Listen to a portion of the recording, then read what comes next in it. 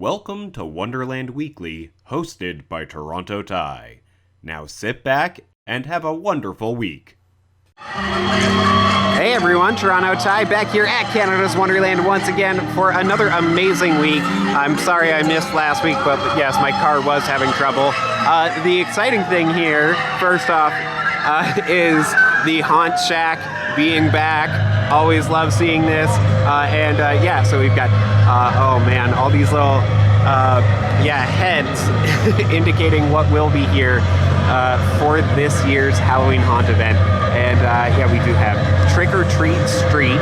I don't know if that's just an expansion on the previous Trick or Treat, but I like that. You got Wicked Hollow here, which is always amazing. Kingdom of Carnage. I don't believe that was here last year. Maybe it was. I can't remember. You got the Crypt. New for this year is Necropolis. We also have, of course, Cornstalkers, the favorite here. And we do have The Ruins. Absolutely love that maze. That one is awesome. You got Spirit Manor. Vampire Disco is back. And you've got Carnevil, of course. Awesome scare zone there. Dark Ride is new for this year, so very, very exciting. We've got over here, we've got Streets of the Undead, which is cool. And finally, we've got the Dia de los Muertos coming back. Awesome. I am very, very, very excited for Haunt to start here at Wonderland. But before that happens, we do have a few taste festivals. And today is Taste of Portugal. I am going to head over there and enjoy some tasty treats from this event. Awesome. Love that the park has all the food festivals. And oh my goodness, just really, really looking forward to spooky season in a little over a month now. Woo! Over here by Lumberjack, which is a fair bit of fun, even though sometimes it is a bit too much for me. Then this fantastic woodlot here is full of very nice flowers here. I feel like maybe they're just like in bloom now, but it looks nicer than I remember it being. So I don't know if this counts as tree talk, but it's certainly nature in the park. Yay! Over here at Canyon Trader, they have turned on the water here for the Sluice. I don't know how to pronounce the word, but anyway, mining for gems, panning for gold sort of thing. Then, very, very cool. Place the dirt in the pan, let the water run through it, gently shake the pan, pour the mud out, pick up the gem, and it does say to ask an associate. So this is an actual, activity that you can now do, which is awesome. When this was first installed, I thought it was great, but I didn't really know how to do it. But now that they have this sign, I know how to do it. Yeah! Over here, next to the entrance to Splashworks, thankfully not in Splashworks itself, so I can actually film this, that it is time to talk about what is coming in 2024, which is the brand new Moosehorn Falls water slide. It is one of these WhiteWater West Boomerango slides, which it gives you a zero-G moment feeling at the top of this vertical wall. Well, not quite vertical wall, but it is, a wall that you go up. Very, very cool. This one piece of concept art is about all that we have. I really like that they did this photo op and this sign. This is like a permanent sign here. Like a custom sign, I should say. As you can see by that etching in there. That's not just painted on, that is etched in. It is a bit strange. I feel like there should maybe be something here. Very, very cool. I am definitely looking forward to riding Moosehorn Falls. As to its exact location, not quite sure. I asked and was told near WhiteWater Baye. You can have your guesses about it, but please do not actually film in Splashworks. That is prohibited without consent from the park. And yeah, I haven't been able to get it this year. I have been told that they are being very strict this year about that. So next year, hopefully, I will be able to get a quick look at Moosehorn Falls during some kind of preview day. But yeah, I am very much looking forward to it. I hope you all are as well. Make sure to get your passes for next year so that you can experience Moosehorn Falls. Over here in Grand World Exposition of 1890, progress on the deconstruction of the basketball game here. Yep, there is no more backboard. So yeah, that's kind of nice, I guess. I still don't really know what they're doing with this space, but yeah, good to see progress on it.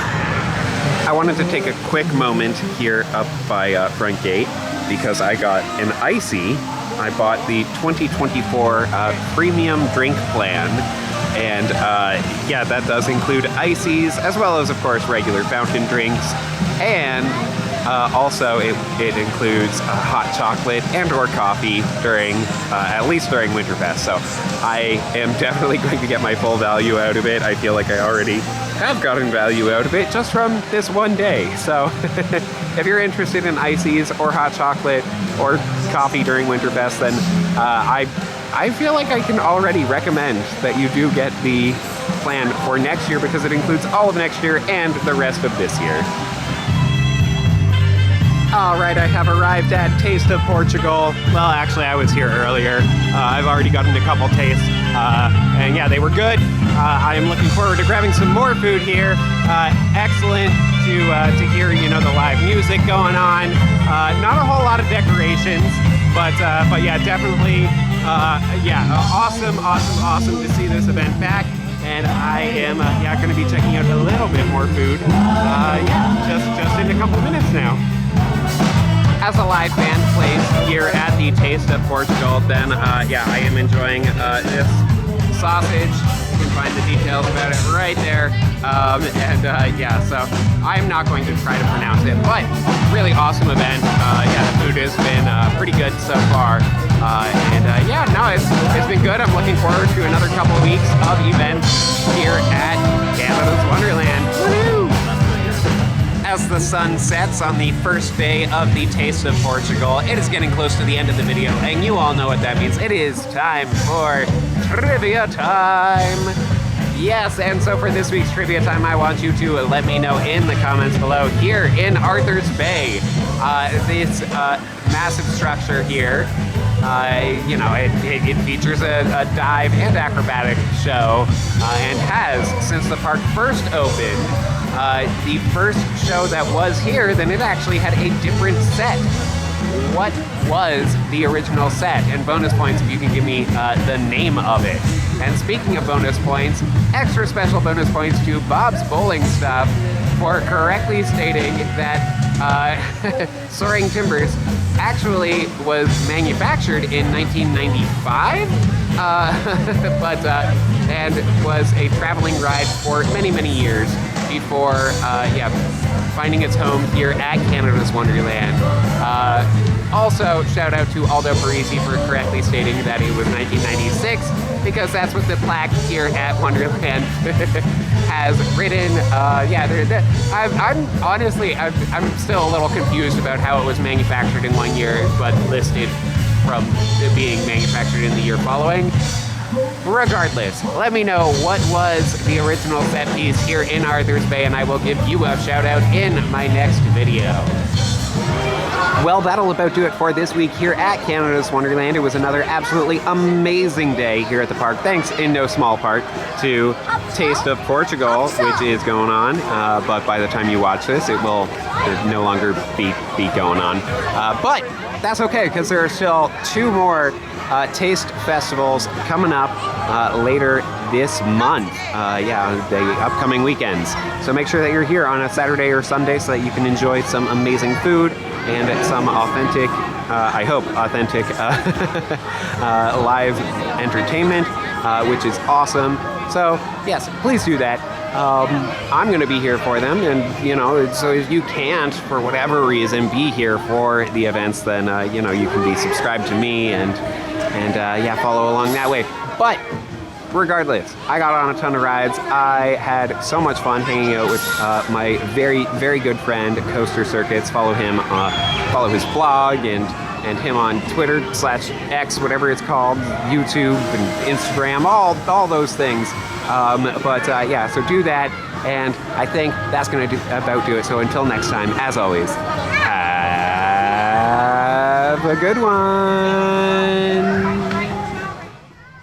Thanks so much for watching. Be sure to like the video, comment with anything you'd like me to cover in the future, subscribe, hit the notification bell, and support me on Patreon so that I can visit more parks and create more wonderful videos.